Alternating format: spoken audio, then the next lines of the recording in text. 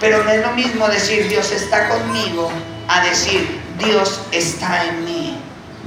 Cuando Dios habita en el corazón de una persona, se tiene que notar en su manera de vivir, en su manera de hablar y en su manera de comportarse. Pregunta: ¿creen que Dios puede habitar en un corazón que está así, con pecado? ¿Sí o no? Claro que no. ¿A cuántos de aquí les gusta vivir entre la mugre y la suciedad? ¿A cuántos de aquí les gusta vivir en donde en tu almohada, a un lado de la almohada tengas una cucaracha muerta? Y oye, ¿por qué no la quitas? Ay, es que yo la vi desde chiquita. Es como de la familia, yo la vi cuando era güera. Ya ven que eran güeras y luego se hacen prietas, ¿verdad? Luego ya se transforman, ya son murciélagos, le salen alas. ¡Ay, no, qué padre! Y oye, ¿ya vas a quitar la cucaracha? Dice, no, y déjala. ¿Cuántos la dejarían ahí en lado de su cama? ¿No? ¿O cuántos les gustaría tener un ratón con los dientes para arriba ahí en la puerta y todo muerto? Oye, ¿por qué no tiras el ratón? Ay, déjalo, se ve bien. ¿Cómo huele un ratón a los 3 días de muerto? Horrible. Si nosotros no habitaríamos en un lugar que esté así, ¿creen que Dios puede habitar en un corazón que está así? No. ¿Por qué? Porque Dios no tolera lo feo ni lo sucio. Un corazón que tiene pecado no solamente se ve mal, sino empieza a oler feo delante de la presencia de Dios. Y si no me crees, mira, ¿le puedes oler poquito aquí? Tú dime a qué huele. Con eso nos dijo todo. Huele feo, huele horrible. No solamente se ve mal el pecado delante de Dios, sino que te empieza a apartar, porque un olor que está podrido, si nosotros no lo soportamos, Dios menos. Yo quiero pensar que no es el caso, pero aquí algunos niños delataron. Pero yo quiero pensar que a lo mejor el día de hoy, en este lugar, más de algún adulto pudo haber llegado con un corazón así.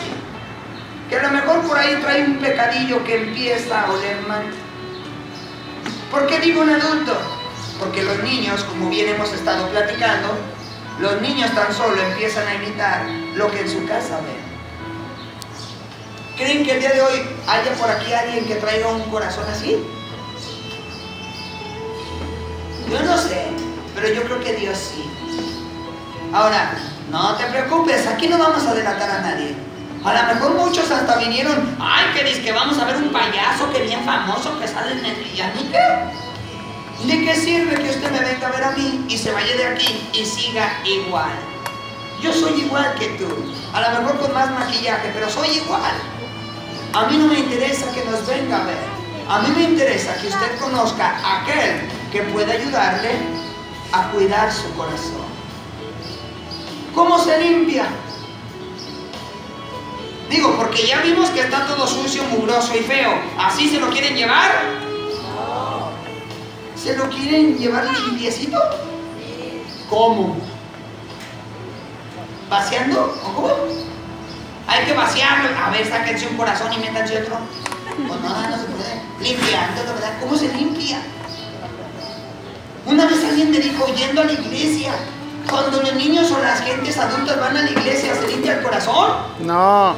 Es que mucha gente va hasta los domingos a la iglesia y de lunes a sábado se comportan como les da su gana.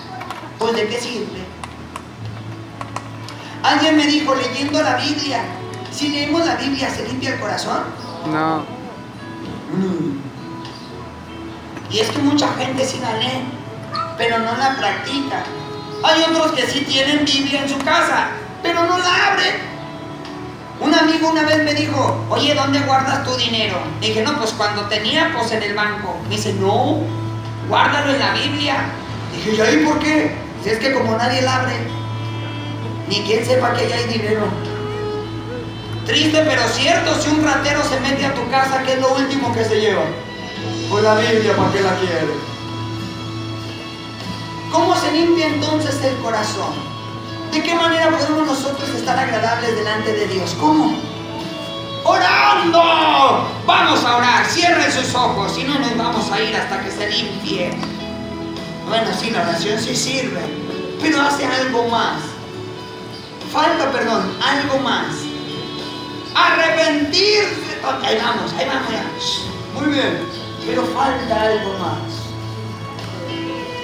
A ver, perdón. Ya sepe. Pónganle 10, ya sepe.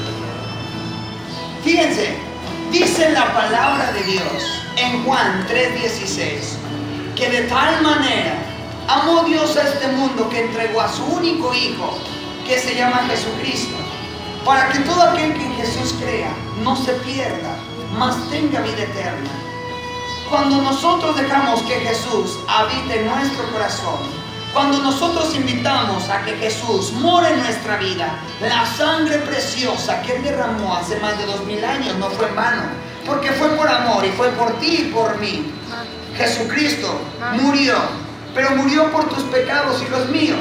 Él agarra todos tus pecados, los echa al fondo de la mar y nunca jamás te los vuelve a recordar, porque Jesucristo es el camino, la verdad y la vida, y nadie llega al Padre si no es por Jesús.